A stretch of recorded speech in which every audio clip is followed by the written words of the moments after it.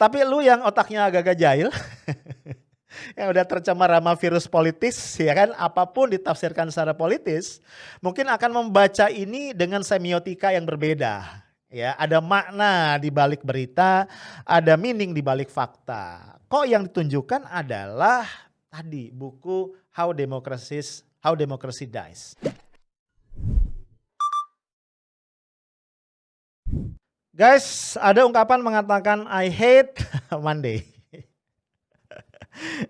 Gue termasuk yang sangat percaya ya, sangat terpengaruh dengan ungkapan itu. Kemarin kita weekend, Sabtu Minggu ya lumayan, walaupun tetap ada kegiatan tapi nggak padat-padat banget. Dan tiba-tiba harinya Senin lagi, gue mesti syuting lagi.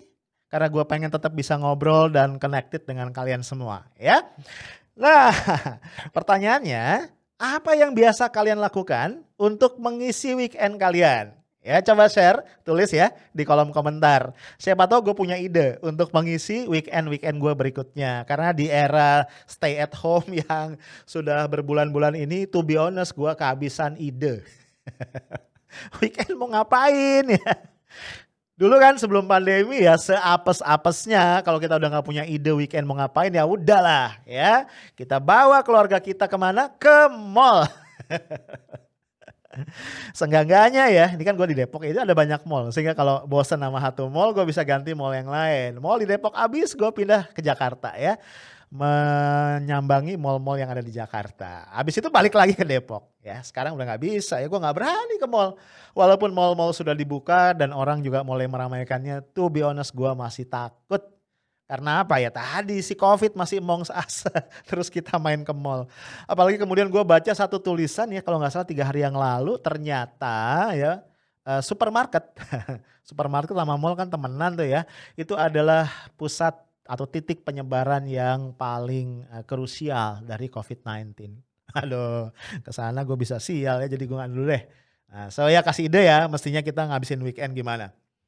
Nah, ternyata guys, kalau intelektual itu memang menghabiskan weekend itu dengan cara yang berbeda ya. Pak Anies Baswedan, Gubernur DKI yang ketika masih jadi rektor Universitas Paramadina kalau gua nggak salah, itu dapat predikat sebagai satu dari 100 intelektual yang paling berpengaruh ya. Gue lupa dari siapa gitu, dari institusi apa.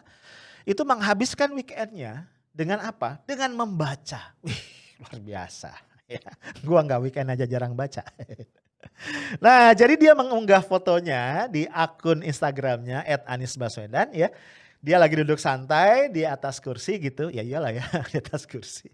Sebelahnya ada meja, jadi di ruangan kayak ruang baca gitu, di belakangnya itu ada rak buku yang tertata sangat rapi. Dia baca buku nih, pakai baju putih, gua kurang jelas baju kemeja atau baju koko dan sarungan, sarungan. Terus dia duduk gini nih, ya. Nah, jadi judul bukunya kelihatan.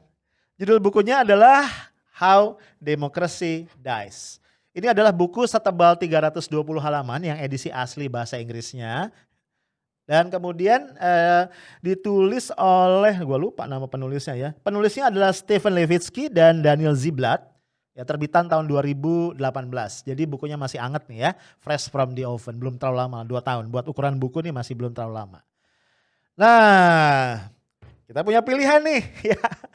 Melihat fenomena postingan ini apa adanya. Oh iya, Pak Anies lagi santai dan memang Pak Anies hobinya baca. Jadi wajar beliau menghabiskan waktu weekendnya dengan membaca dan itu di-share ya kepada para follower Instagramnya. Nah, itu tafsiran polos. Boleh aja kalau kita pilih itu. Tapi lu yang otaknya agak-agak jahil, yang udah tercemar sama virus politis ya kan, apapun ditafsirkan secara politis, mungkin akan membaca ini dengan semiotika yang berbeda ya. Ada makna di balik berita, ada meaning di balik fakta. Kok yang ditunjukkan adalah tadi buku How Democracy Dies. Nah, bukunya sendiri ya gue udah baca ya, walaupun agak skimming bacanya.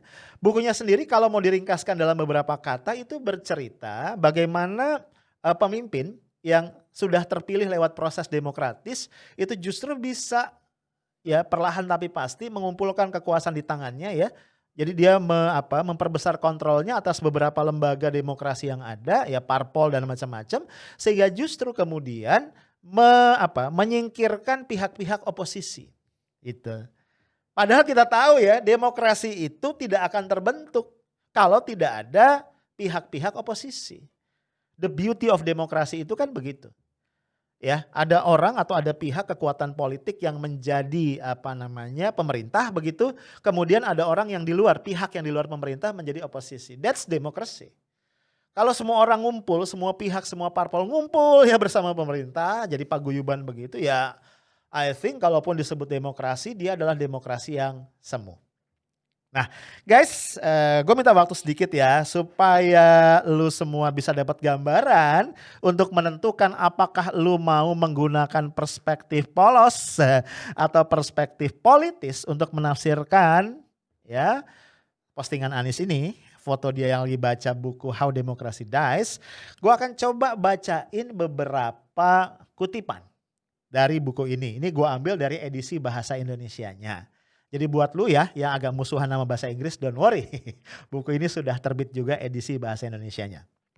Nah ini yang pertama. Nah si penulis ya, Levitsky itu mengatakan begini.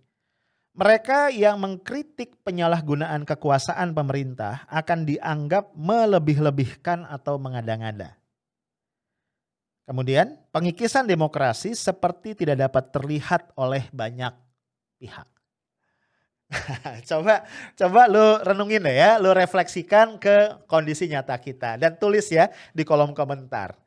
Apa iya pihak-pihak oposisi yang mengkritik, yang menilai telah terjadi penyalahgunaan kekuasaan oleh pemerintah dan menyampaikan kritik, apa iya mereka kemudian dituduh telah bertindak berlebihan atau tadi ngadi-ngadi gitu ya. Menurut lu gimana? Lu share di kolom komentar ya. Itu yang pertama. Kemudian kita lihat lagi, ini kutipan yang kedua. Ya, ini gue ambil agak random ya. Dia bilang gini, si penulis bilang gini. Institusi menjadi senjata politik. Kalau kita bilang institusi berarti semuanya ya. Apakah itu di eksekutif, legislatif maupun yudikatif. Institusi menjadi senjata politik. Digunakan secara paksa oleh mereka yang berkuasa melawan mereka yang tidak. Beginilah cara otokrat terpilih ya meruntuhkan demokrasi, memenuhi dan mempersenjatai peradilan dan badan negara netral lainnya, membeli media dan sektor swasta dalam kurung atau menekan mereka untuk diam. Dan menulis ulang aturan main politik agar membuat arena pertandingan jadi tak adil bagi lawan. Pas gua baca kutipan ini, gue ngerasa ini kok dengan sangat presisi ya menggambarkan kondisi di di Republik Wakanda. Oke ya, tulis komentar lu ya. Apakah kutipan tadi lu rasain ada saat ini? Emang begitu adanya atau enggak? Lu boleh bantah, lu boleh dukung ya. Kemudian lanjut ya, lanjut. Kutipan berikut ini mengkategorikan para loyalis. Ya, ada loyalis aktif, ada loyalis pasif, ada loyalis kritis ya. Oke. Jadi susah amat ngomongnya ya. Loyalis dari pemerintah nih, dari presiden ternyata ada 3 kategori menurut si penulis. Gue lanjutin ya, gue baca nih. Loyalis aktif tidak hanya mendukung presiden, tapi juga membela seluruh keputusan kontroversialnya. Ini loyalis aktif ya. Loyalis pasif mundur dari ruang publik saat terjadi skandal, tapi tetap akan berpihak bersama presiden. Jadi pendukung di belakang ya. Lanjut ya, satu lagi. Loyalis kritis berusaha paling tidak bermain 2 kaki. Gue jadi geli. Tadi karena gue ingat Republik Wakanda ya. Mereka mungkin menjauhkan diri dari perilaku buruk presiden, tapi mereka tidak mereka tidak beraksi dalam kurung ya, misal lewat kongres. Kalau di kita karena bukan di Amerika berarti lewat apa? Lewat Dewan Perwakilan Rakyat ya. Untuk melemahkan apalagi menghentikan presiden. Gue ulang kalimatnya. Mereka ini loyalis kritis berusaha paling tidak bermain 2 kaki. Mereka mungkin menjauhkan diri dari perilaku buruk presiden tetapi mereka tidak beraksi misal lewat kongres untuk melemahkan apalagi untuk menghentikan presiden. Di hadapan penyalahgunaan kekuasaan oleh presiden, setiap respon itu akan memungkinkan otoritarian hadir. Jadi ini cerita ada loyalis aktif, pasif, dan kritis. Ujungnya ya mendukung presiden. Sehingga otoritarianisme menjadi semakin kuat. Lanjut ya, kembali ya tadi lu kasih komentar. Mungkin lo mau bilang, oh ada loyalis aktif, ada loyalis pasif kritis ya. Silahkan tulis di kolom kita, di kolom komentar supaya kita jadi diskusi ya. Lanjut lagi nih ya, Levitsky bilang gini. Paradoks tragis dalam rute elektoral menuju pemerintahan otoritarian adalah bahwa para pembunuh demokrasi menggunakan institusi demokrasi secara bertahap, halus, dan bahkan legal untuk membunuh demokrasi itu sendiri. Ya, dia menggunakan istilah yang clear banget, tajam banget, para pembunuh demokrasi. Jadi paradoksnya nih, mereka ini justru menggunakan instrumen-instrumen demokrasi untuk membunuh demokrasi itu sendiri. Ya kita tahu ya, instrumen demokrasi apa sih? Partai politik, pemilu, pilkada gitu ya kalau di Indonesia ya. Proses pembentukan undang-undang itu instrumen-instrumen demokrasi. Pers ya itu instrumen demokrasi. Lanjut ya, masih ada. Mereka yang mengkritik penyalahgunaan kekuasaan pemerintah tadi akan ini yang tadi ya, kembali ke awal. Oke, cukup. Nah guys, kalau kita baca tadi ya, kalau gue sih tadi ngerasa kalau kita refleksikan kayaknya tanda-tanda ke arah situ tuh ada. Menurut gue kita nggak perlu marah-marah, kita nggak perlu membela diri, kita nggak perlu denial. Enggak, kita nggak gitu, enggak. Menurut gue kita harus dewasa. Kalau kita pengen demokrasi kita menjadi demokrasi yang kian hari kian baik, ya kita harus coba nih. Nah FYI si penulis ini melakukan riset terhadap trajektori demokrasi Amerika terutama pasca terpilihnya Donald Trump sebagai Presiden Amerika Serikat pada tahun 2016. Ya. Jadi dia menjadikan kasus masa kepemimpinan Trump itu sebagai bahan utama untuk menuliskan buku ini. Mungkin kita bisa ngeles ya itu kan Amerika ya, kita kan Indonesia, iya. Kan dari tadi gue bilang kita mengkritisi bukan negara kita nih, Republik Wakanda aja deh biar aman. Tapi menurut gue tetap ya, kan kita bagaimanapun ya demokrasi itu kan bukan produk lokal Indonesia ya. Demokrasi yang sekarang kita terapkan bagaimanapun kita import. Paling tidak gagasan dasarnya dari negara-negara barat yang sudah terlebih dahulu menerapkan demokrasi tersebut. Dengan demikian artinya berbagai kelemahan yang muncul dalam demokrasi di negara-negara barat yang sudah lebih mature itu harus kita waspadai. Karena sangat mungkin kemudian muncul di Indonesia. Ya tadi, bagian yang paling menarik buat gue adalah dua. Satu adalah masalah paradoks dari demokrasi itu sendiri. Di mana tadi instrumen-instrumen demokrasi justru digunakan oleh pemimpin yang terpilih lewat jalur elektoral itu untuk membunuh demokrasi tadi. Ya, pelan tapi pasti. Yang kedua yang menarik menurut gua ternyata ada spesies-spesies yang berbeda atau subspesies ya dari para loyalis. Nah mungkin ya dalam konteks kita antara lain muncul dalam bentuk buzzer dan segala macam. Nah guys, menurut gua sekali lagi yuk kita renungkan.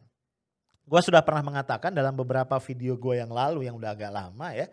Kalau kita bicara demokrasi, memang ini adalah pilihan terbaik yang merupakan konsensus nasional. Kita sudah bersepakat untuk menempuh rute itu pasca reformasi tahun 98. Tentu kita tidak mau lagi masuk ke dalam alam kegelapan otoritarianisme. Tapi kutipan-kutipan tadi dari buku How Democracy Dies itu memberikan warning kepada kita bahwa ancaman kembali terperangkapnya kita di dalam kepengapan dan kegelapan otoritarianisme itu terbuka. Itu menjadi sebuah sisi gelap dari demokrasi yang harus kita jaga. Dan gue pernah bilang ya dalam video-video gue yang lalu. Kenapa demokrasi itu punya problematika? Karena tadi ada yang disebut sebagai agency problem. Ya, ini berkali-kali gue ingatkan supaya kita waspada. Di dalam proses demokrasi, kita nih sebagai rakyat, prinsipal, pemilik sah, shareholders dari negara ini, itu melakukan apa? Pemilihan, ya kan? Memilih wakil-wakil kita, kemudian memilih presiden, memilih kepala daerah. Artinya apa? Kita sebagai prinsipal memilih agent. Yang kepada agent itu kita berikan misi. Untuk apa? Untuk melaksanakan interest atau kepentingan kita. Ya, yang kalau kita lihat itu dirumuskan secara filosofis di dalam preambel Undang-Undang Dasar apa? Ya, apa namanya, menjaga, melindungi ya segenap bangsa melindungi segenap bangsa Indonesia dan seluruh tumpah darah Indonesia, memajukan kesejahteraan umum, mencerdaskan kehidupan bangsa dan ikut melaksanakan ketertiban dunia. Itu yang kita berikan, itu yang kita amanahkan sebagai prinsipal kepada para agen kita, yang ada di lembaga eksekutif, legislatif maupun yudikatif. Tapi karena prinsipal dan agent itu bukan the same body tapi adalah separated bodies, maka sangat mungkin kemudian para agent tidak bekerja sesuai dengan misi dan kepentingan yang diamanahkan oleh prinsipalnya oleh kita. That's why kemudian walaupun kita sudah memberikan suara kita kepada wakil-wakil kita, kepada para pejabat publik, bukan berarti kemudian demokrasi berhenti ketika pemilu sudah selesai. Nah, gue berharap banget ya, kematangan demokrasi ini bisa terwujud ketika semua pihak yang terlibat memahami hal ini. Bahwa kita berdemokrasi sepanjang umur republik ini ke depan. Bukan hanya saat hari-hari pemilu. Sehingga konsekuensinya pihak oposisi harus dihormati sebagaimana penghormatan kita terhadap pihak yang menjalankan pemerintahan. Mereka equal, mereka setara. Ya, suara-suara kritis dari rakyat harus didengar, disimak, diabsorb oleh pemerintah. Itu kalau kita mau demokrasi kita menjadi matang. Tidak boleh ada pembungkaman dalam bentuk apapun kepada suara-suara yang berbeda. Karena kalau itu terjadi, pelan-pelan kita mengaminkan apa yang ditulis oleh Levitsky dalam bukunya. Dan tentu kita tidak menginginkan itu. Ya, oke guys, stay tough, smart, and professional. Assalamualaikum warahmatullahi wabarakatuh.